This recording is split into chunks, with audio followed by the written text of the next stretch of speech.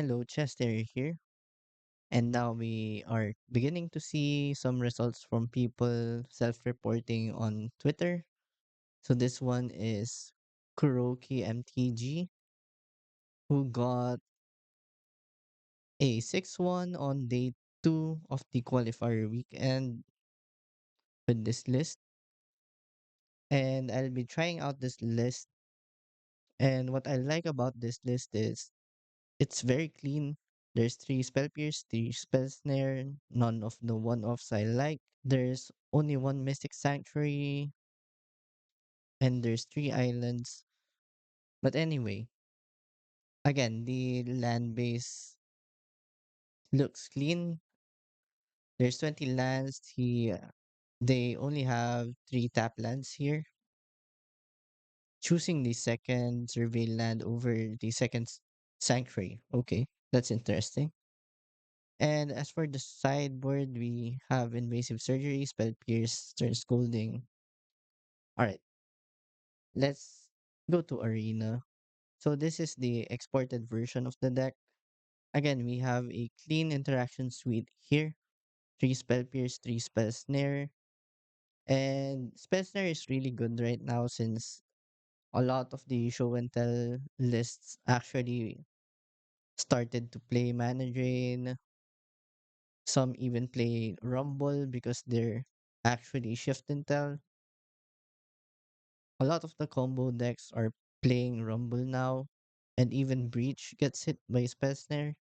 And I guess the decision to replace the basic swamp with an island comes from that problem you have with Dimir Murktide where you want to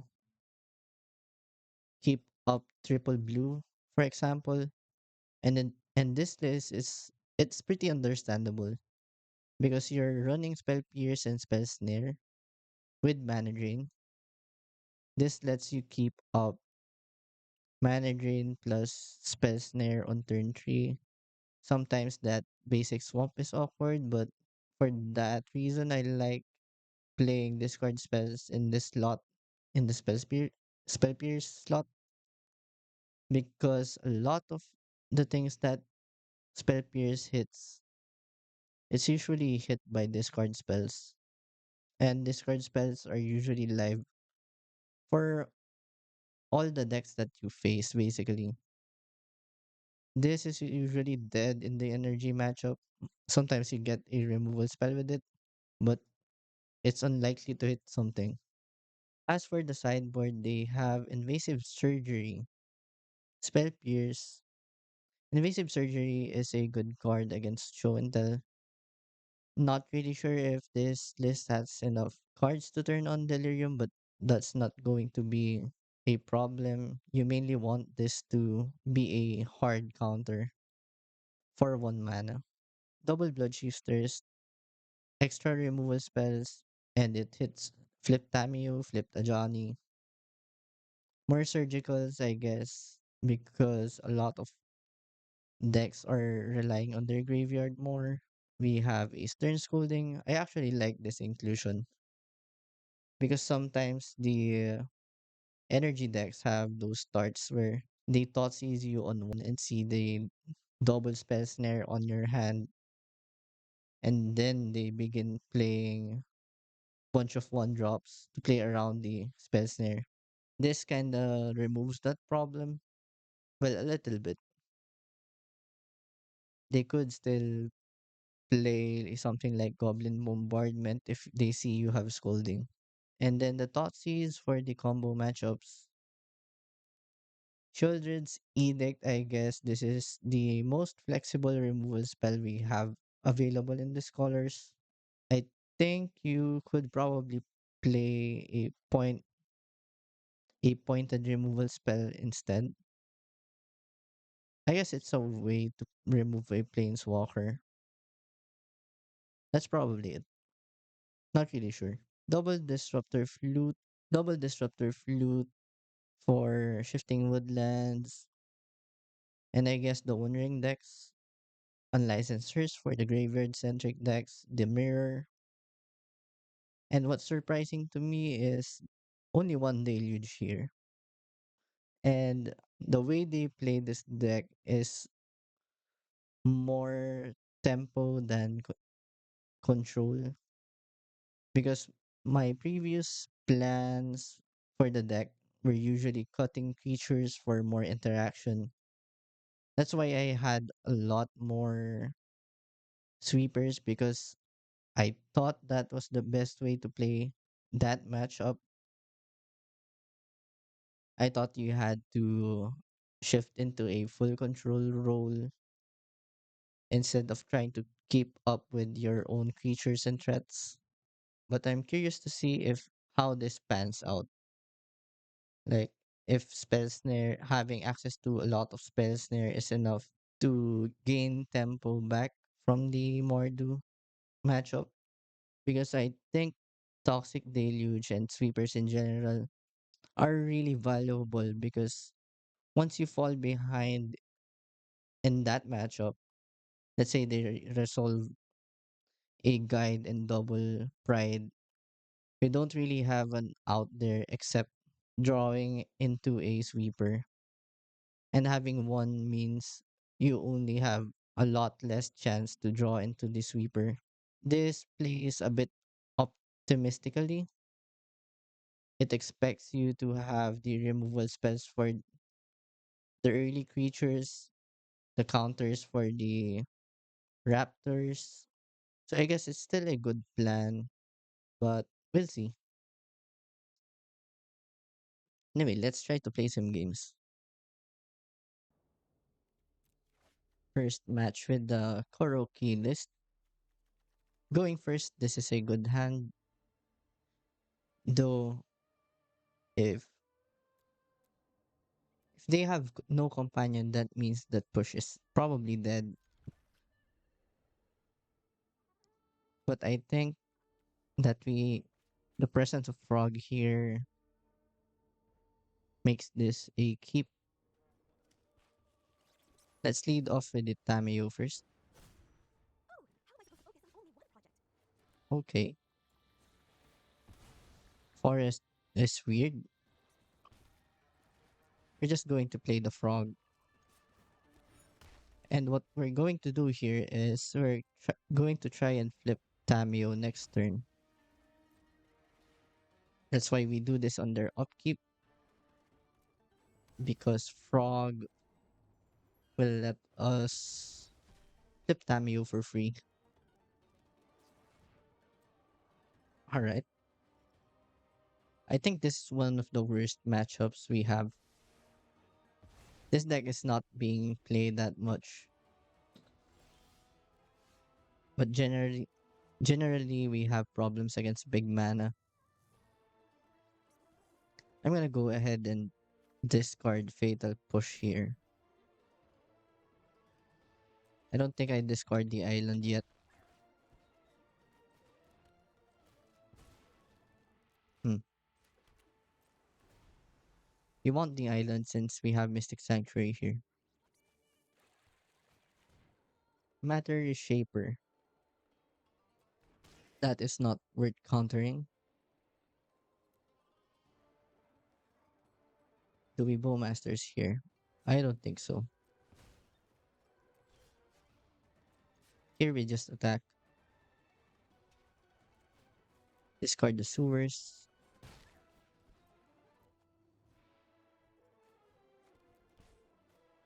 I think we still play Tameo here. Rainforest. We're probably discarding the Orcish Bowmasters at this point. Kozilek's command gets mana drained. That's why we delayed the land drop. Now we can get back the... Forgot to discard the Bowmasters. For this match up, I think we want Edict. Not sure if we want Flute. Hmm. Pierce is probably good. Spell Snare, I'm not sure. Thoughtseize is probably better. Fatal Push isn't that good.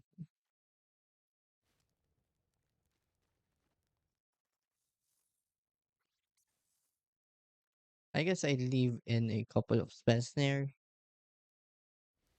I feel like they're a rumble deck. Or maybe one snare, two flutes,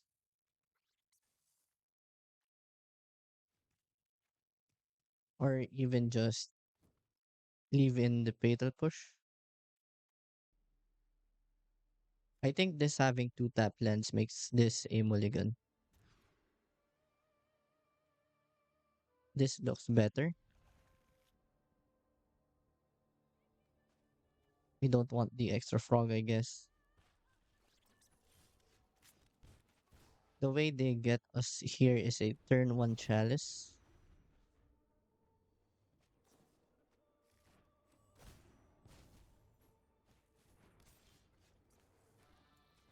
Alright, they still had the chalice on one.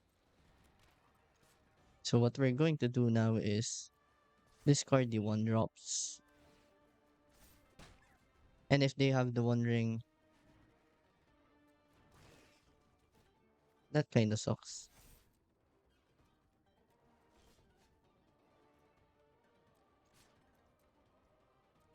Let's just attack here. I guess I want to draw extra hard here.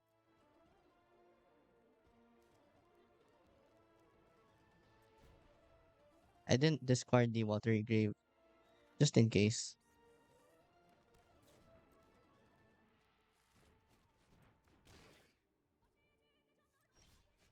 Alright,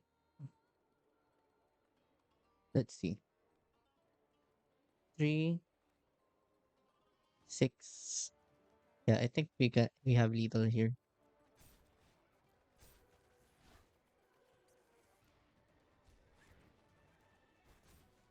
Then we discard this. Discard this. Discard this. Nice.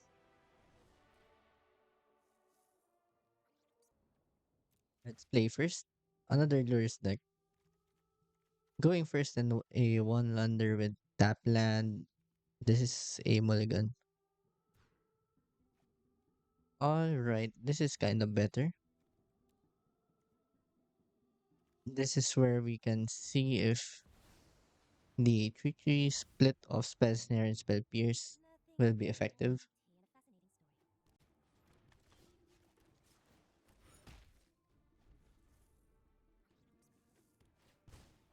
There's some minor things about this list that I don't agree with. First is that this list runs three islands and one mystic sanctuary only, and no basic swamp. By the way, I used mana drain on that to be mana efficient, and we can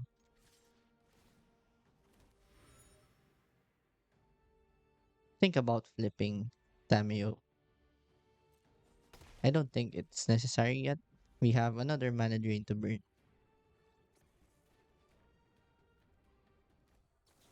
I guess we'll just use spell pierce here. And it's fine if they pay 2 here. That means they're not doing anything else for this turn.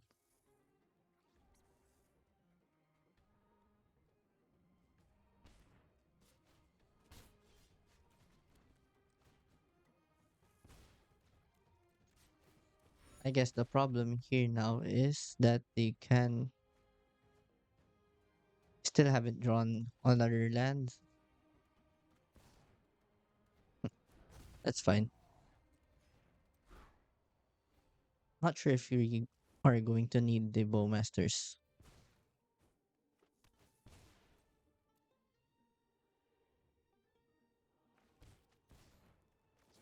Johnny that deserves a spell snare.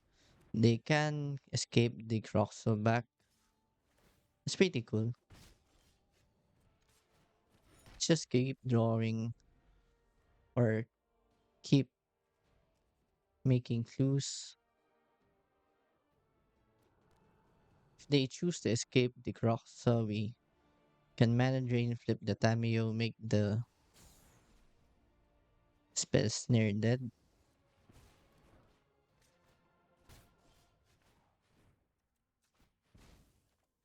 Nice, there's the lands.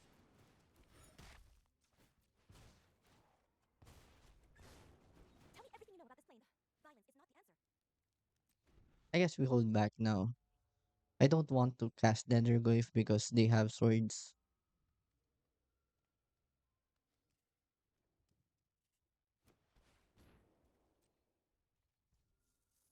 Alright. Since they didn't cast lures here, we can get back mana drain.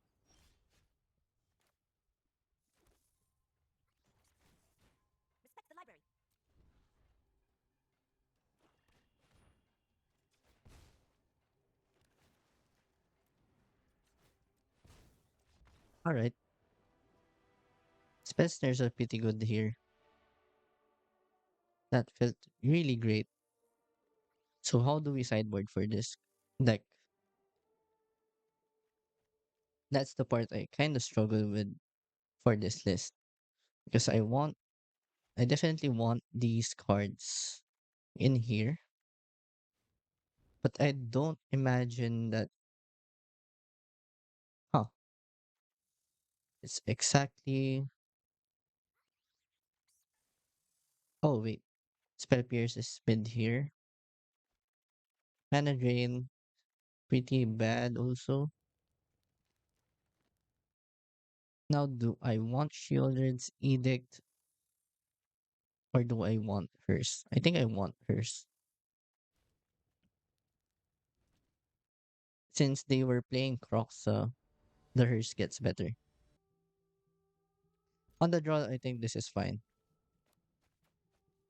We can work on using these one mana interaction spells, work on flipping the Tameo.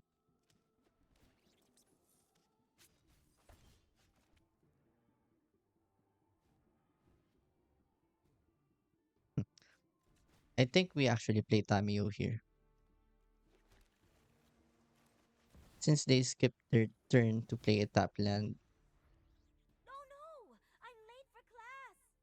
now they have to spend their turn to either that, playing on a Johnny. There's no need to flip yet. Yeah, there's no need to flip yet. We can we can wait.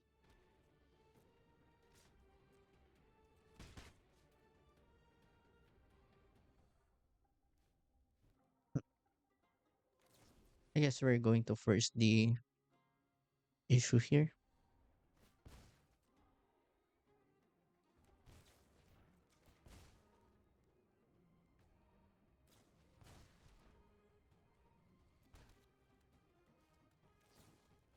Spell snare. Try to find another land. Perfect. I think I want these two.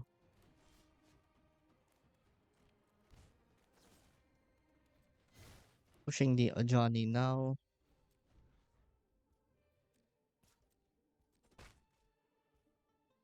Like another Bowmaster.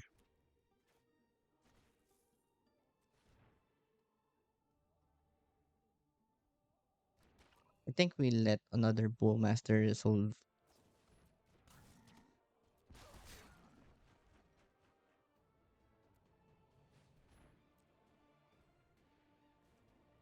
Hmm. Now we just sewers here.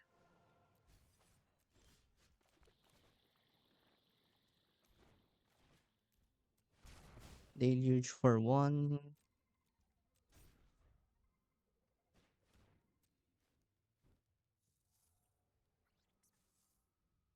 Stern Scolding looking real good here.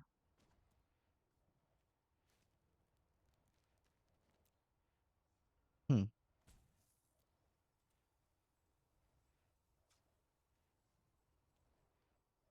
Think I let this go.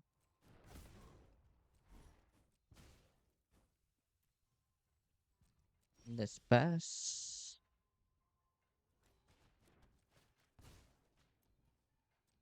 We're getting another Thoughtseize. Hmm.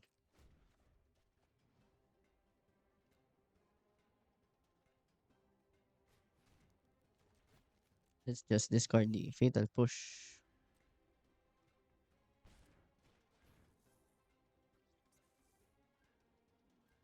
I think Raptor is enough for me to try and mana drain.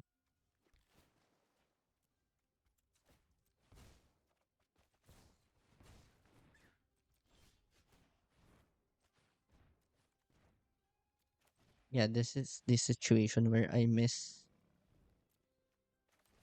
the I miss the second Sanctuary.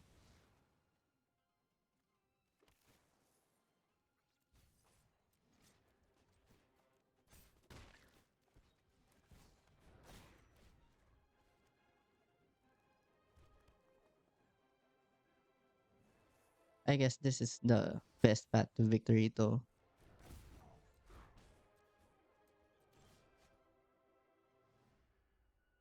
Hmm.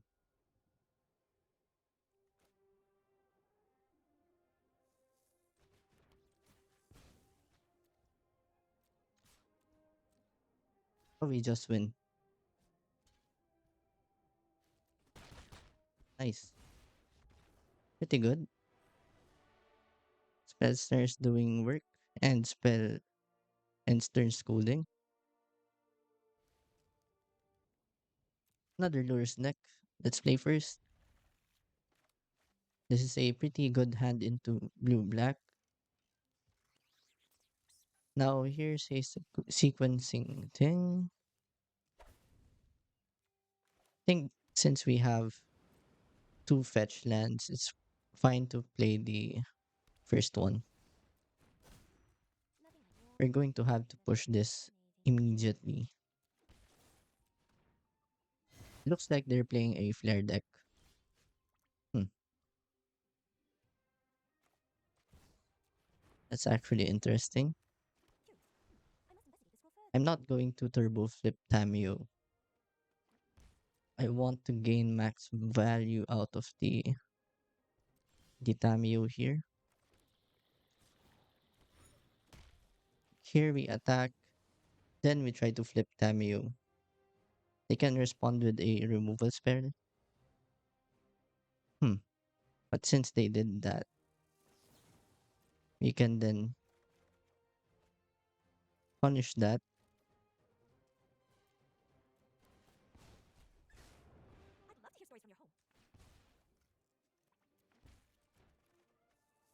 Nice. I guess we want to draw into the Mystery Rainforest eventually. I think we do this. We shall play the Netherglyph because there's nothing to pierce yet next turn. Alright, we have to take this moment to Fatal Push. Now they have to Bowmasters and have Shredder. Let's just bet. Let's just mana drain. Hmm, interesting. So again, we want to cut on some mana drains for Blood Chief's Thirst. Let's trim down a bauble. And I guess since we're on the draw, let's play Thoughtseize instead. We want Unlicensors and Stern Scolding. I think that's basically it for this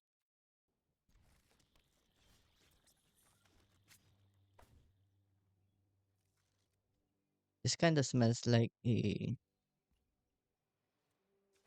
Let's see if they play Stifle. I feel like this is a fatal push turn, so let's go ahead and play Nethergoyf. That means they're looking for lands. Or maybe they have two more frogs.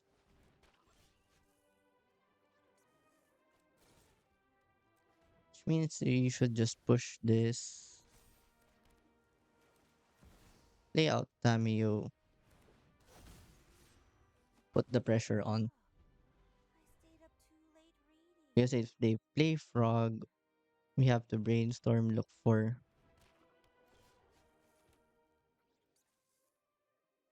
an answer. Hmm. I think I just try to flip here.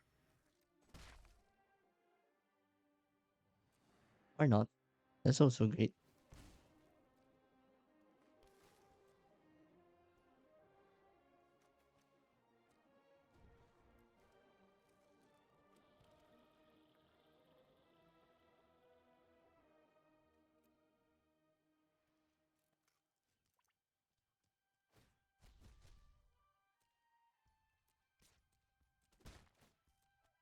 Alright. That's fine.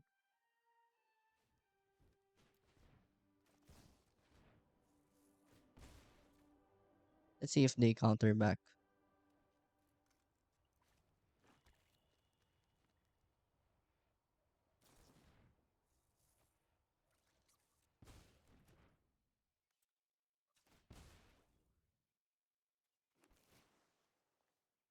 We're just going to look for answers.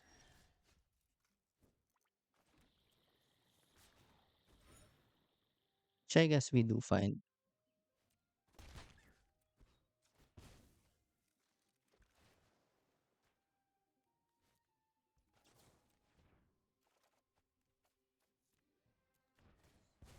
Hmm.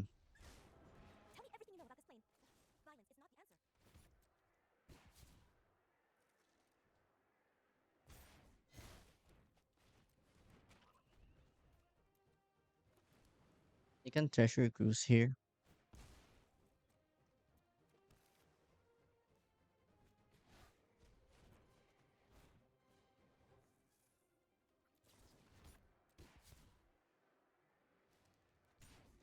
Going to eat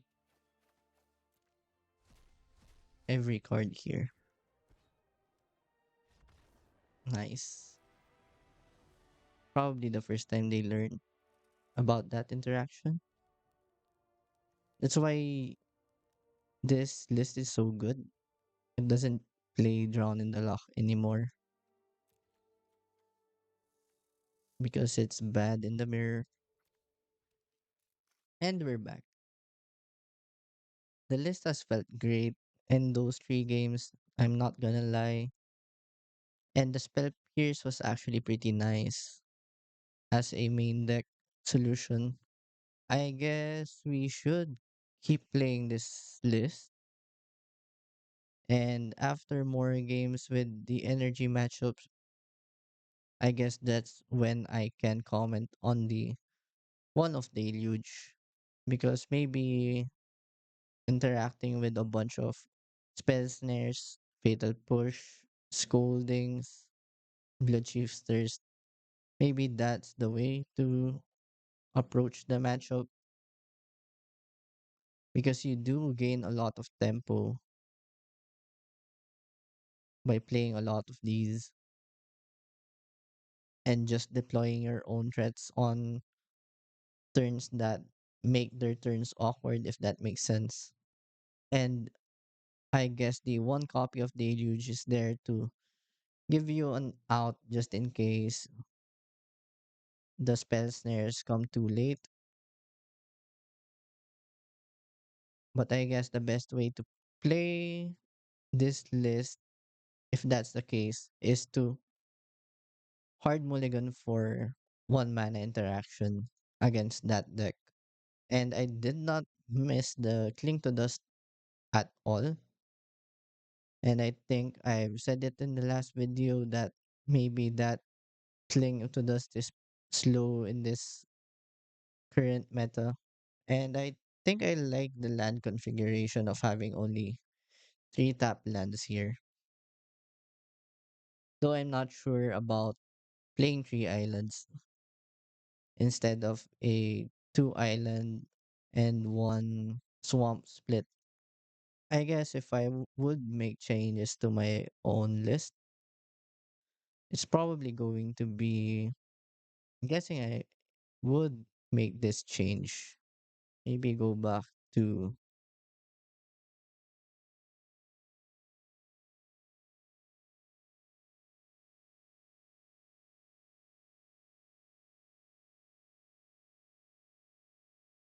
I guess I'd make this change. By the way, I'm playing 21 lands in this list to make my land drops more consistent. That makes our brainstorms be used at later turns.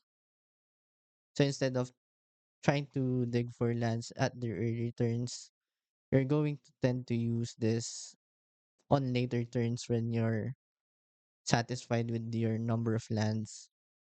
So we basically have the same untapped sources in this list as the one Kuroki played. And as for the sideboard, I think we can keep this. I actually noticed that they didn't have demonic shooter in their list. Not really sure if that's correct or not, but I think that should be fine if they're playing this deck as a tempo deck, regardless of play and draw. Because what I often do is I shift into a full control role on the draw in some matchups. That's where the demonic shooter comes in. There's really a lot of ways to approach how you play the deck. So this is not a one size fits all thing. You really have to get a feel of what feels comfortable for you. This list might not work for you. Kuroki's list might not work for you.